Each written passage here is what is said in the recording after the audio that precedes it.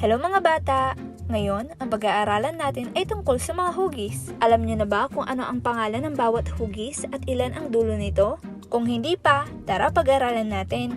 Unahin natin dito ang tinatawag nilang circle o bilog sa Tagalog. Meron bang dulo ang circle? Tama o wala? Dahil ang hugis ng circle ay pabilog lang, kaya wala itong dulo. Ito naman ang hugis ng square o parisukat sa Tagalog. Meron bang mga dulo ang square? Tama, meron. Tara bilangin natin. 1, 2, 3, 4. Tama, 4 ang dulo ng square o parisukat sa Tagalog. Ito naman ang hugis ng triangle o tatsulok sa Tagalog. Meron nga bang dulo ang triangle? Tama, meron. Tara bilangin natin. 1, 2, 3. Tama, 3 ang dulo ng triangle. Ito naman ang hugis rectangle o parihaba sa Tagalog. Meron nga bang dulo ang rectangle? Tama, meron. Tara bilangin natin. 1, 2, 3, 4. Tama, 4 ang dulo ng rectangle. Ito naman ay hugis pentagon o pentagono sa Tagalog. Meron bang dulo ang pentagon? Tama, meron. Tara bilangin natin. 1, 2, 3, 4,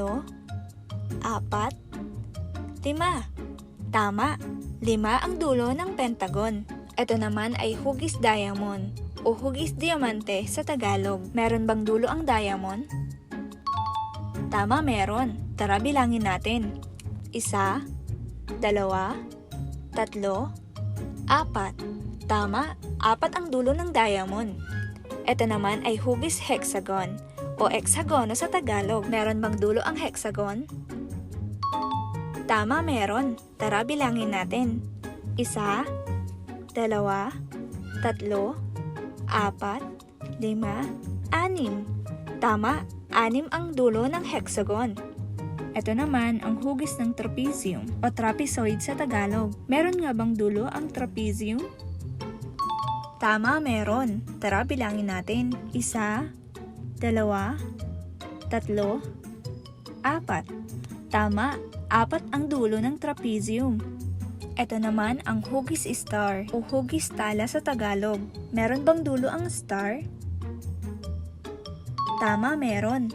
Tara bilangin natin. 1, 2, 3, 4, 5. Tama, 5 ang dulo ng star. Circle o bilog. Square o parisukat. Triangle o tatsulok. Rectangle o parihaba. Pentagon o pentagono. Diamond o hugis diamante. Hexagon o hexagono. Trapezium o trapezoid. Star o hugis tala. At ito ang iba't ibang hugis.